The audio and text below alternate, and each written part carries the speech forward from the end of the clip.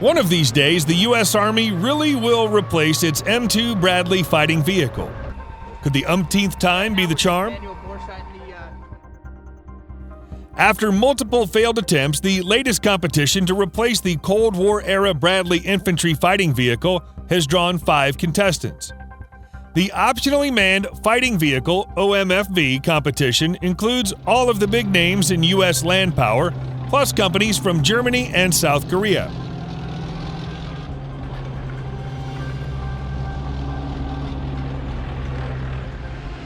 The Army will ultimately buy thousands of the new vehicles, which are designed to carry an infantry squad into combat. The M2 Bradley entered service in the 1980s as the first American infantry fighting vehicle, IFV, a new concept pioneered by the Soviet Union.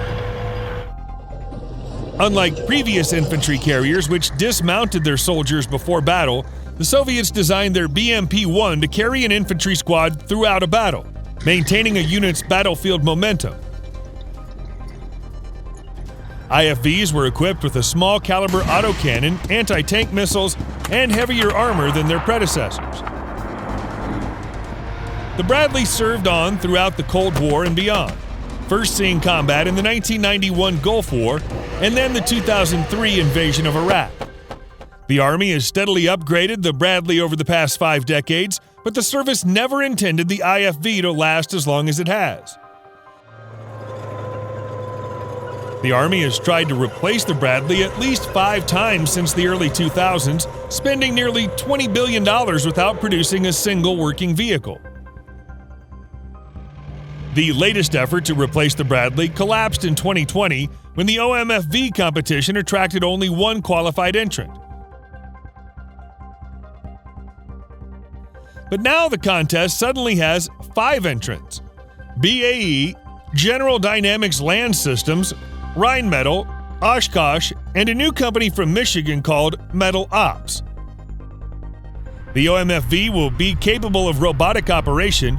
Most, if not all, of the entrants will include artificial intelligence, anti-tank missiles, flying drones, and an active protection system capable of shooting down incoming rockets and missiles.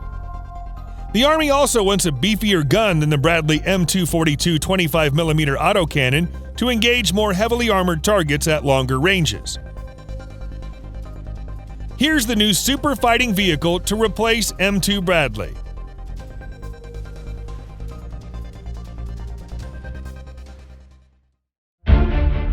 Rheinmetall KF41 Lynx.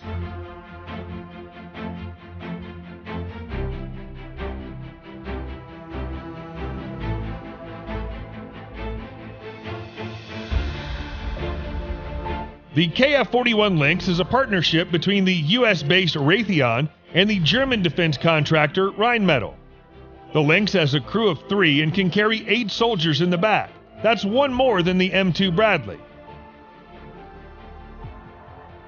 In February, Rheinmetall and Allison announced a partnership to equip Lynx with what the 2 companies call a next-generation electrified transmission.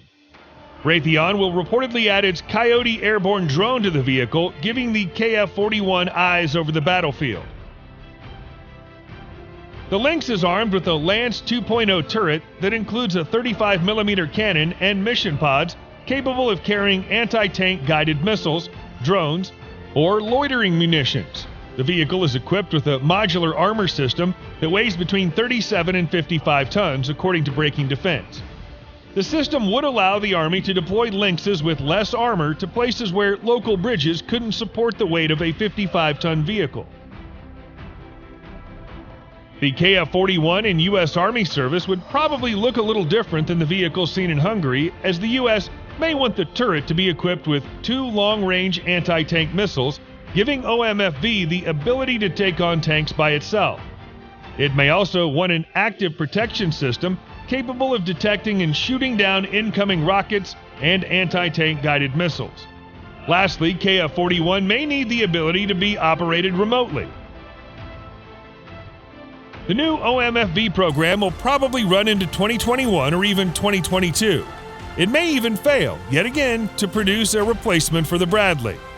If the KF41 does win, however, it could produce a vehicle that will be the main heavy infantry carrier for the U.S. Army to